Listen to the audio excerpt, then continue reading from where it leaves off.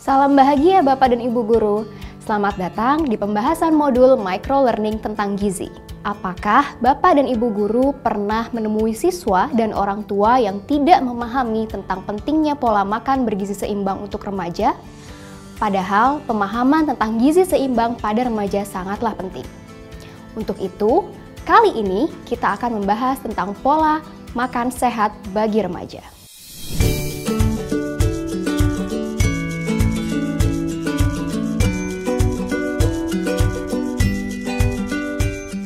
Pertumbuhan dan perkembangan tubuh remaja sangat ditentukan oleh asupan makanan sehari-hari. Agar proses pertumbuhan tubuh mereka bisa berlangsung optimal, maka diperlukan asupan gizi seimbang, baik dari jenis makanan maupun jumlahnya.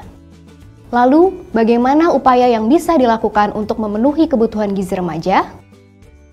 Menurut saya, untuk bisa mendapatkan asupan gizi yang seimbang, para remaja seperti siswa di sekolah perlu mengkonsumsi makanan yang beragam dan porsinya sesuai kebutuhan. Hal ini bisa dilihat dari tumpeng gizi seimbang. Tumpeng gizi seimbang adalah visualisasi dari rekomendasi pola makan sehari-hari, yakni 3-4 porsi sumber karbohidrat, seperti ubi, singkong, kentang, jagung, sagu, dan juga beras. Selanjutnya, 3-4 porsi sayur-sayuran, seperti sayuran hijau, terong, tomat, ketimun, dan jenis sayuran lainnya.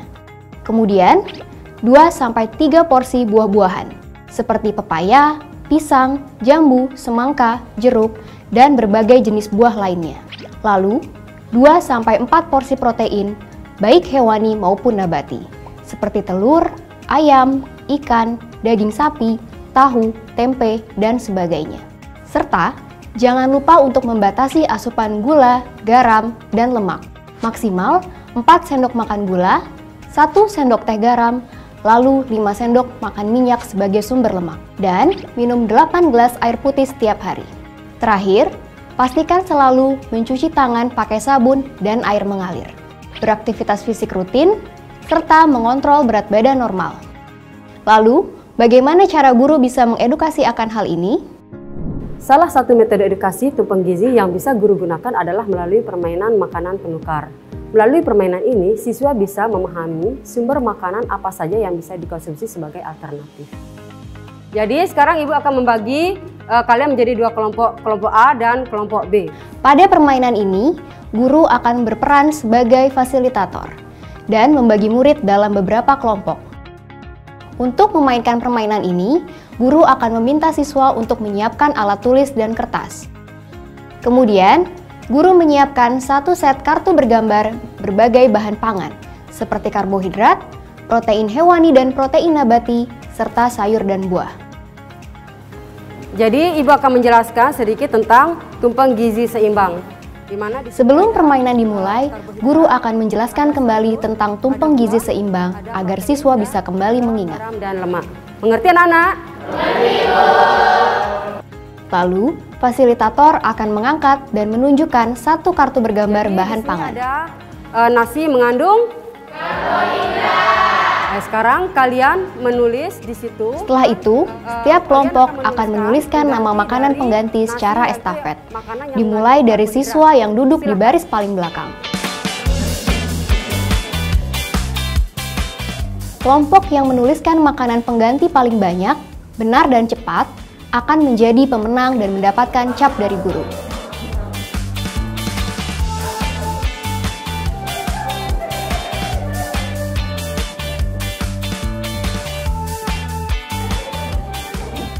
Oke, waktunya habis. Setelah permainan selesai, guru akan berdiskusi dengan siswa untuk menjelaskan bahwa semakin beragam makanan yang dikonsumsi, maka semakin tinggi kemungkinan pemenuhan kebutuhan gizi harian. 1, 2, 3, 4, 5, 6, 7, 8. Jadi pemenangnya adalah kelompok B.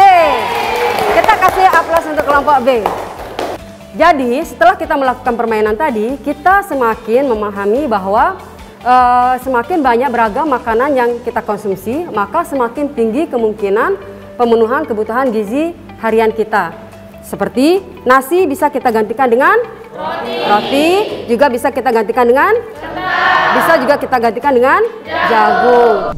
Untuk memenuhi gizi seimbang, murid remaja memang perlu mengkonsumsi semua jenis zat gizi yang diperlukan oleh tubuh dalam setiap porsi makannya.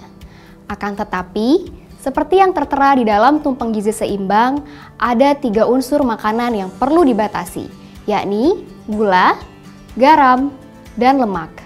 Lalu, seperti apa ya cara membatasi ketiganya?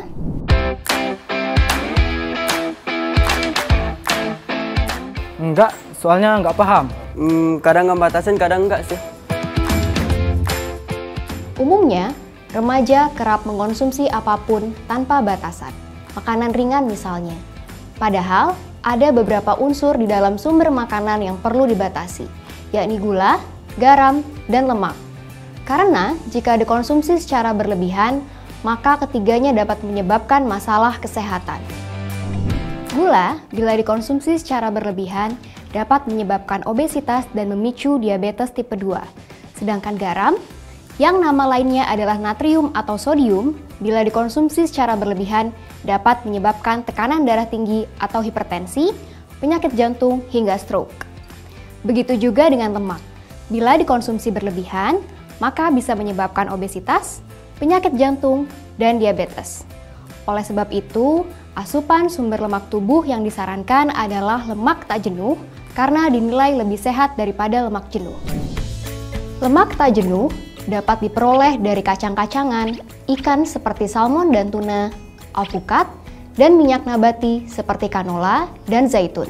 Lemak jenuh dapat ditemukan dalam daging hewan dan daging olahan, minyak kelapa sawit, produk susu seperti keju, mentega, dan susu, serta makanan ringan seperti keripik, biskuit, dan kue kering.